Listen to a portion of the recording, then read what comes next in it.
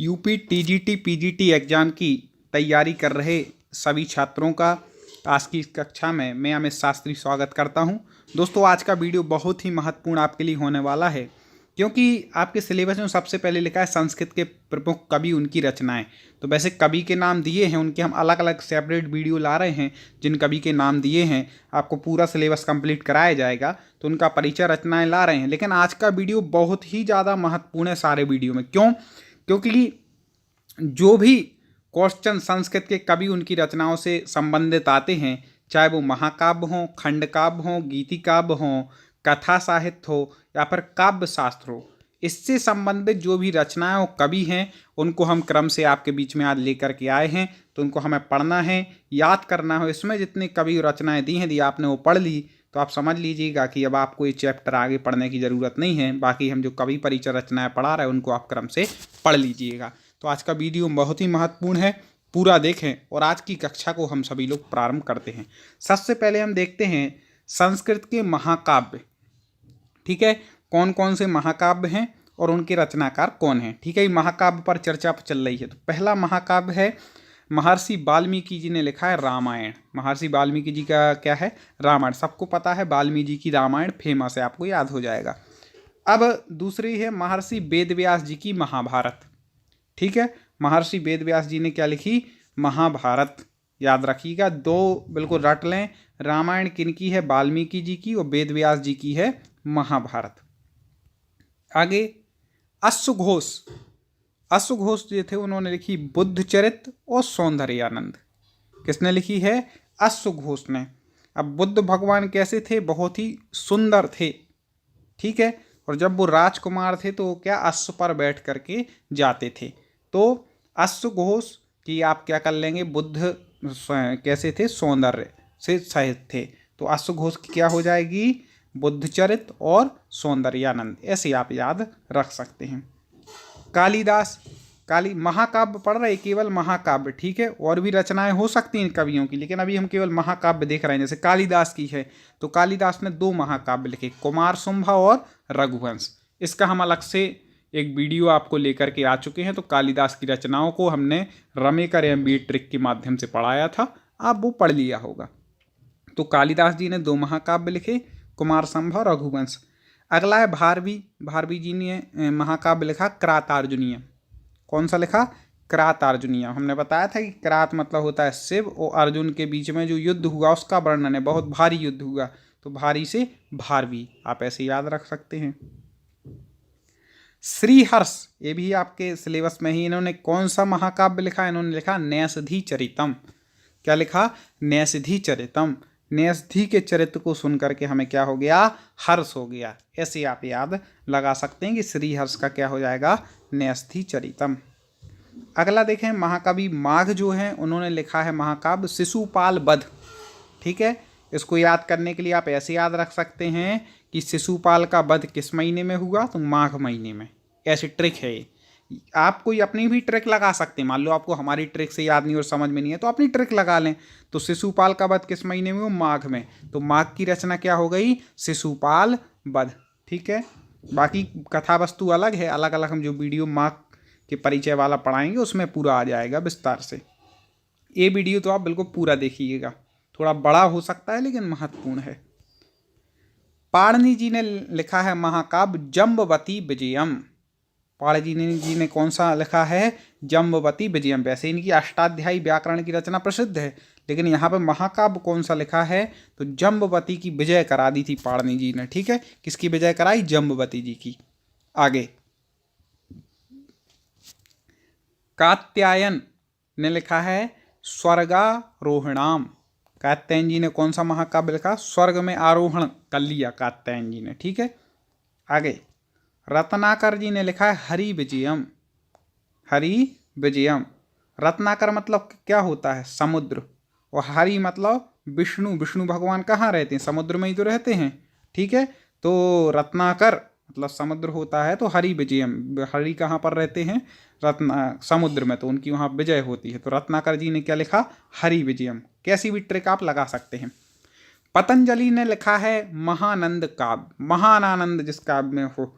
ठीक है, तो पतंजलि अभी बाबा रामदेव जी का पतंजलि चल रहा है, इनके प्रोडक्ट यूज करके उनको कई लोगों को आनंद आ जाता है उनकी कोई वस्तु खा करके। तो महानंद काव्य, पतंजलि का क्या हो गया, महानंद काव्य, याद कर सकते हैं ऐसे। हरि सिंह जी ने क्या लिखा, प्रयाग प्रशस्ति।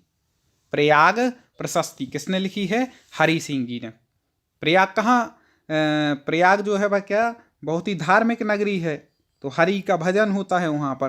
तो हरि सिंह जी ने क्या लिखी है, प्रयाग की प्रशस्ति लिख दी पूरी। ठीक है, ये महाकाव्य हो गया। प्रवर सेन, प्रवर सेन ने लिखा है सेतु बंध। ठीक है, प्रवर सेन जी ने कौन सा महाकाव्य लिखा है, सेतु बंध। वीडियो को आप कम से कम 2 बार देखिएगा, तब आपको पूरे अच्छे से याद होंगे, क्योंकि बहुत सारी रचनाएं एक बार में तो याद होंगी नहीं। तो आपके लिए अपलोड रहेगा, जिन्होंने कोर्स ले लिया है तो उनके लिए 1 साल तक के लिए एक मान्य है ये। ठीक है, और एक और निवेदन कि आप अपने साथियों को जरूर बताएं कि दोस्तों यदि आप संस्कृत की पूरी तैयारी टीजीटी और पीजीटी जिन्होंने हिंदी साहित्य से कर रहे हो, संस्कृत का चैप्टर है, क्योंकि 15 से 20 नंबर का सवाल है दोस्तों, इसलिए आप खरीदें और दोस्तों को जानकारी जरूर दें। चलें आगे बढ़ते हैं।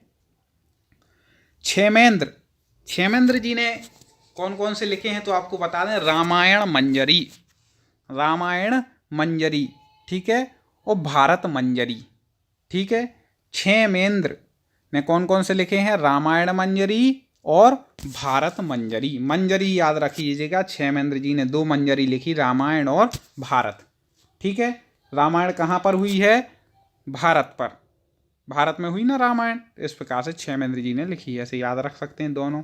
बिल्हण और कुल्हण, इन 2 की रचनाएं पूछी जाती हैं, तो याद रखिएगा। बिल्हण ने लिखी है विक्रमादित्य अंगदेव चरित, विक्रमा अंगदेव चरित किसने लिखी, बिल्हण ने।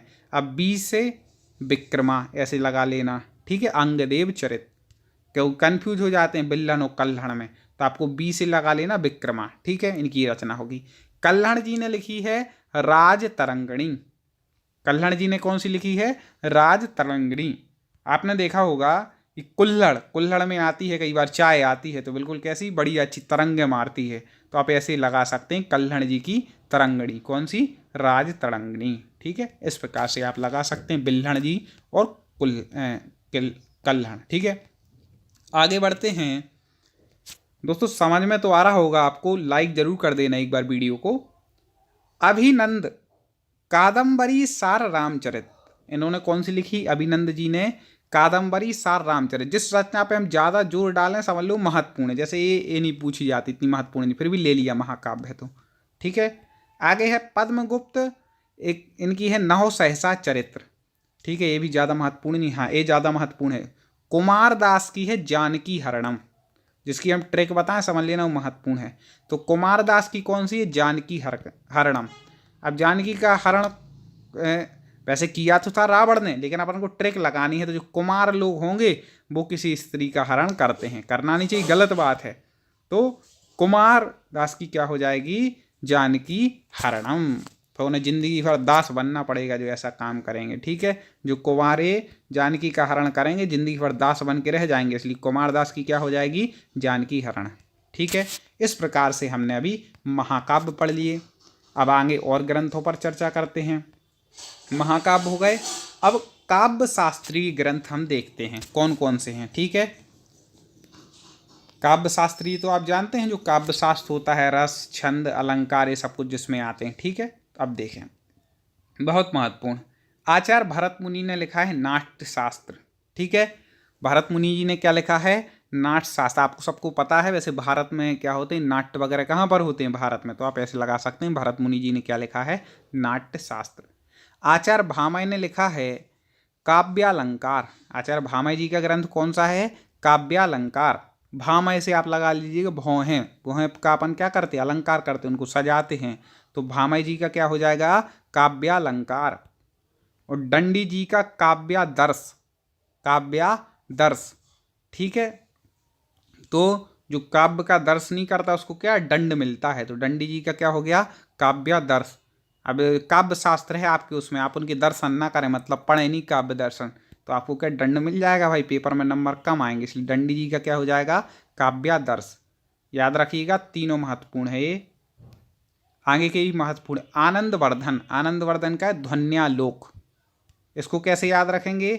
जब अच्छी आपको ध्वनि का आलोकन हो जाए, ध्वनि सुनने को मिल जाए अच्छी कान में, तो हमें क्या आनंद बढ़ जाता है हमारा, क्या मधुर ध्वनि है। आपका कोई फेवरेट गाना, कोई ट्यून बज जाए, ध्वनि आपको सुनाई दे, तो क्या आनंद आ जाता है, आनंद बढ़ जाता है। ठीक है, ठीक है, याद हो गया आपको कि ध्वनि अच्छी आने पर आनंद हो जाता है, आनंद का बढ़ जाता है।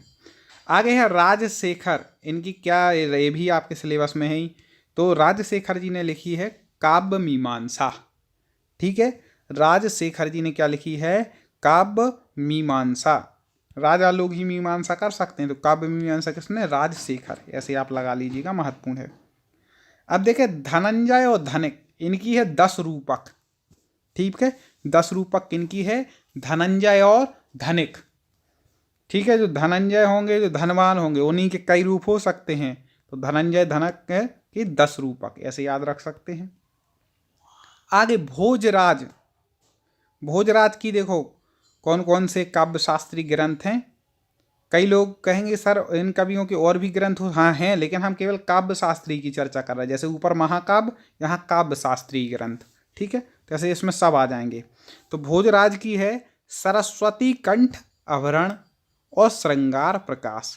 ठीक है, अब जो भोजराज, भोजराज जो थे, समझ लें आप, उन्हें क्या श्रृंगार बहुत पसंद था, तो वो कंठ में भी आवरण धारण करते थे और श्रृंगार के से भी अपना प्रकाश करते थे। ठीक है, तो भोजराज जी का सरस्वती कंठ आवरण और श्रृंगार प्रकाश। ठीक है, ऐसे याद रख सकते हैं। क्षेमेंद्र जी के हम महाकाव्य ऊपर पढ़ चुके हैं, क्षेमेंद्र जी के क्या कर चुके हैं? महाकाव्य पढ़ चुके हैं। अब यहाँ पर और इनके काव्य शास्त्री ग्रंथ कौन कौन से हैं? तो औचित्य विचार चर्चा, औचित्य विचार चर्चा और कवि कंठाभरण, ये महत्वपूर्ण है, कई बार पूछी गई। कवि कंठाभरण किसकी रचना है? आचार्य क्षेमेंद्र जी की रचना है। जो इंद्र लोग होते हैं वह कंठ में आवरण धारण करते हैं, आपने देखा होगा कंठ में वो पहने रहते हैं, पहने रहते हैं कि नहीं, एक प्रकार से मतलब वो कानों के। तो कंठाभरण कौन धारण करते हैं? इंद्र लोग, तो क्षेमेंद्र। ठीक है, तो औचित्य विचार की चर्चा भी इंद्र लोग करते हो, कंठ में आवरण भी धारण कौन करते हैं? इंद्र लोग। तो कवि क्षेमेंद्र की 2 रचनाएं हो गई। आचार्य मम्मट, आचार्य मम्मट जी ने क्या की कौन सी रचना लिखी? काव्य प्रकाश, कई बार पूछी गई है। आचार्य मम्मट जी की कौन सी है? काव्य प्रकाश। ये बहुत सारे तो जो आपके सिलेबस में वो आ गए, कुछ अलग से भी यदि पूछ लेता है तो हमें तैयार रहना चाहिए। या नहीं पूछता, मान लो पूरा 100% सिलेबस में से आएगा, वो आता है, लेकिन मान लो क्या होता, ऑप्शन में आ जाते, तो आपको पहचानने में आसानी होती है कि भैया यहाँ पर क्षेमेंद्र हैं तो इनके तो 2 थे, तो 2 ऑप्शन तो वैसे ही कट गए, फिर ऐसे आप लगा सकते हैं। इसलिए हमने ये महत्वपूर्ण वीडियो लेकर के आए हैं। ठीक है, ये केवल उन्हीं को मिलेगा जिन्होंने कोर्स खरीदे हैं वीडियो। ठीक है, तो आपके लिए लिया है, या और लोगों को भी आप दिला सकते हैं। अब देखें, तो मम्मट जी का हो गया काव्य प्रकाश। ठीक है, काव्य प्रकाश मम्मट जी का। अगला देखें हेमचंद्र जी, काव्यानुशासन। हेमचंद्र जी ने कौन सा ग्रंथ लिखा? काव्यानुशासन। ठीक है, आगे देखें रामायण गुणचंद, इन्होंने लिखा है नाट्यशास्त्री ग्रंथ नाट्य दर्पण। ठीक है, रामचंद्र गुणचंद्र। ठीक है, नाट्य दर्पण। आगे देखें जयदेव जी ने लिखी है चंद्रलोक, ये कई बार पूछी गया है, जयदेव चंद्रलोक। ठीक है, अब जिसने चंद्रलोक को प्राप्त कर लेगा जो, तो उसकी अपन क्या करेंगे? जय करेंगे, तो जयदेव चंद्रलोक। वेरी वेरी IMP अंगली आ गई। विश्वनाथ जी ने लिखी साहित्य दर्पण। और आपको बता दें कि साहित्य दर्पण बड़ी महत्वपूर्ण है, क्योंकि जब मैंने शास्त्री की तो साहित्य दर्पण हमारे 3 ईयर के कोर्स में थी, थोड़ी थोड़ी यादी करके इसके बहुत सूत्र पढ़े हैं। और इनका सबसे फेमस जो माना जाता है वाक्य रसात्मकम काव्यम, इनका अलग से परिचय तो हम पढ़ा ही रहे हैं, सिलेबस में है जिनके। तो वाक्य रसात्मकम काव्यम इन्होंने सबसे फेमस सूत्र दिया। तो विश्वनाथ जी ने क्या लिखी है? साहित्य दर्पण। जो विश्व के नाथ होंगे वही तो हमें साहित्य का दर्पण दिखाएंगे। ठीक है, तो आप ऐसे याद रख सकते हैं विश्वनाथ जी की साहित्य दर्पण। जिस पर हम ज़्यादा जोर दे रहे हैं, समझ लेना, वो महत्वपूर्ण है। अब जगन्नाथ जी ने लिखी है रस गंगाधर। ठीक है, रस गंगाधर। जो जगत के स्वामी होते हैं वही तो गंगा को धारण कर सकते हैं। ठीक है, तो जगन्नाथ जी ने क्या लिखी है? रस गंगाधर। आप ऐसे याद रख लीजिएगा, जो जगत के नाथ होते हैं वही गंगा को धारण कर सकते हैं, तो जगन्नाथ जी की रस गंगाधर। ठीक है दोस्तों, मेरा एक बार निवेदन है कि 2 से 3 बार इस वीडियो को देखिएगा। आपकी बुद्धि कोई शताब्धानी पुरुष जैसी तो है नहीं कि 100 बातों को एक साथ सुना और तुरंत बता दिया। अभी ऐसी बुद्धि तो अपनी वर्तमान में नहीं है, इसलिए मेरा निवेदन है कि 2 बार आप देखेंगे, 3 बार तो रट जाएगा। और पेपर से पहले 1 बार देख लेना, क्योंकि आपके लिए ये कोर्स जो आपने लिया है 1 साल के लिए आपके लिए वैलिड है। ठीक है, तो आप जरूर देखिएगा। आगे देखते हैं, नाट्य ग्रंथ देखते हैं। अब नाट्य ग्रंथ देखें कौन कौन से हैं। नाट्य ग्रंथ मतलब नाटक। शूद्रक जी का है मृक्ष कटिकम, मेरा कर लें इसको, मृक्ष कटिकम। ठीक है, ठीक है, मृक्ष कटिकम मतलब होता है मिट्टी की गाड़ी। ठीक है, मिट्टी की मतलब गाड़ी, बैलगाड़ी जो होती है ना, तो ऐसे मृक्ष कटिकम शूद्रक जी का बहुत बढ़िया नाटक है। इसमें आप कभी पढ़िएगा, बहुत आनंद आता है पढ़ करके, अच्छी कथा है। आगे देखें, शूद्रक कवि का हो गया मृक्ष कटिकम। भात कवि के हैं, पढ़ लें, ये भास होना चाहिए, भात लग गया, भास। भास कवि के 13 नाटक फेमस हैं। भास के कितने नाटक हैं? 13। अलग से इनका एक हम परिचय पढ़ाएंगे भास जी का, इसमें बात हो गया तो आप सुधार लीजिएगा। उनके हम ट्रिक बता देंगे, अभी आप याद रख लीजिएगा।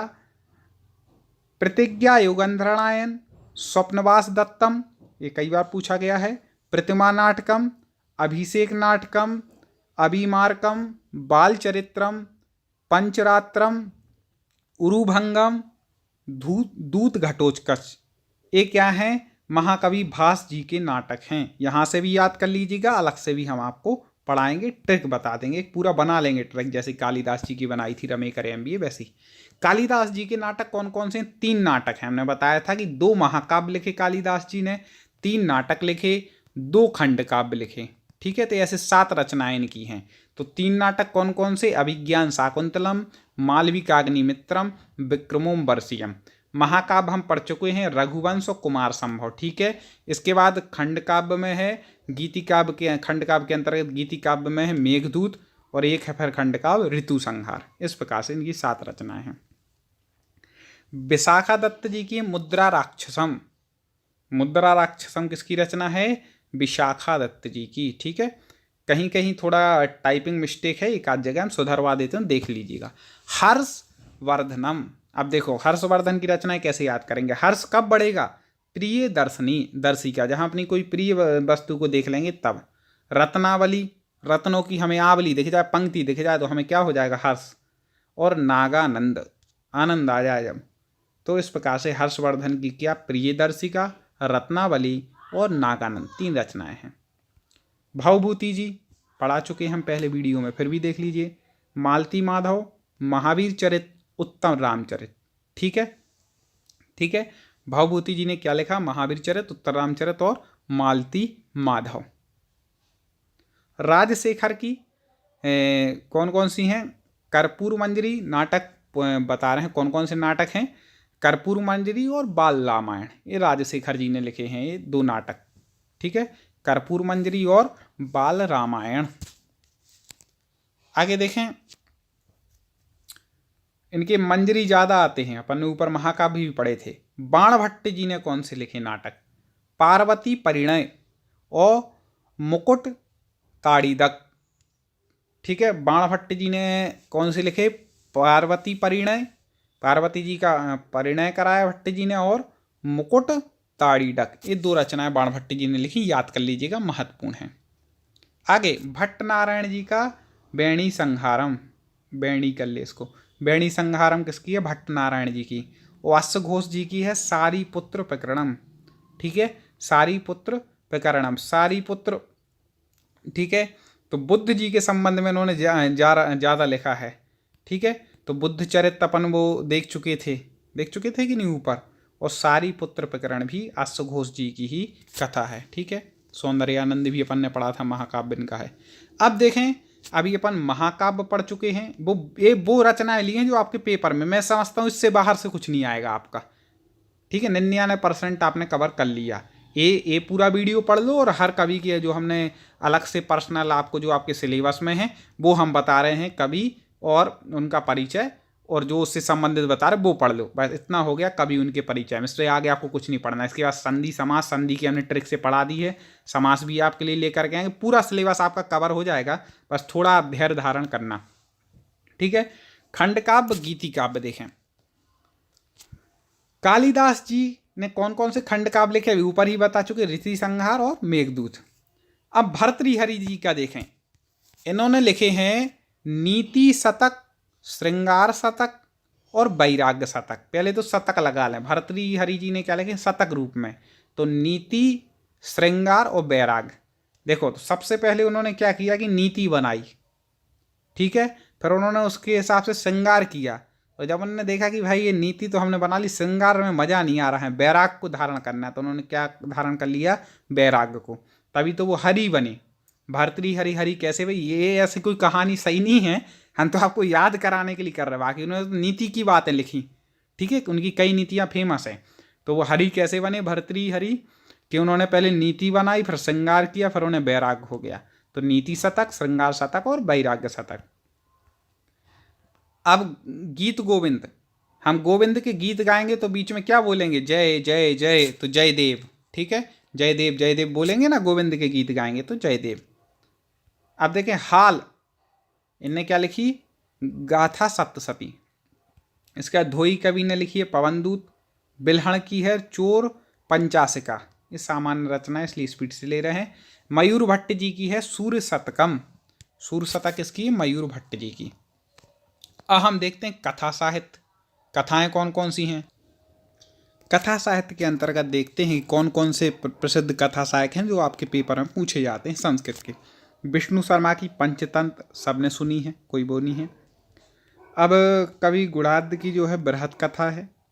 हेमेंद्र जी की पूछी जाती है बृहत कथा मंजरी, ठीक है, हेमेंद्र जी ने कौन सी लिखी, बृहत कथा मंजरी। और सोमदेव जी ने लिखी है कथा सरित सागर। इस प्रकार से प्रमुख कथा साहित्य हैं। तो आपने आज के वीडियो में महत्वपूर्ण जानकारी पढ़ी है, हमने महाकाव्य के बारे में पढ़ा है। दोस्तों एक और बात कहनी थी कि आप कम से कम एक व्यक्ति 2 लोगों को इस कोर्स के बारे में बताएं, जिससे वो भी जिन्हें संस्कृत में प्रॉब्लम हो रही है, हिंदी बनती है, उनकी कम से कम मदद हो सके, ठीक है। तो संस्कृत के प्रमुख कवि, उनकी रचनाएं हमने आज यहाँ पर पढ़ ली हैं, जैसे महाकाव्य हो, खंड काव्य हो, काव्य शास्त्रीय ग्रंथ हो, नाट्यशास्त्र हो, कथा हो। अब आपका बहुत सा कवर हो गया। हमें केवल इसमें क्या बचा है, जो एक एक अलग अलग कवि आपके सिलेबस में हैं वो कंप्लीट करने हैं, इसके बाद कुछ व्याकरण, तो आपका पूरा सिलेबस कंप्लीट हो जाएगा। अच्छे से आप लोग पढ़ें, ढेर सारी हमारी शुभकामनाएं हैं, आप लोग जरूर सफल होंगे। जय हिंद।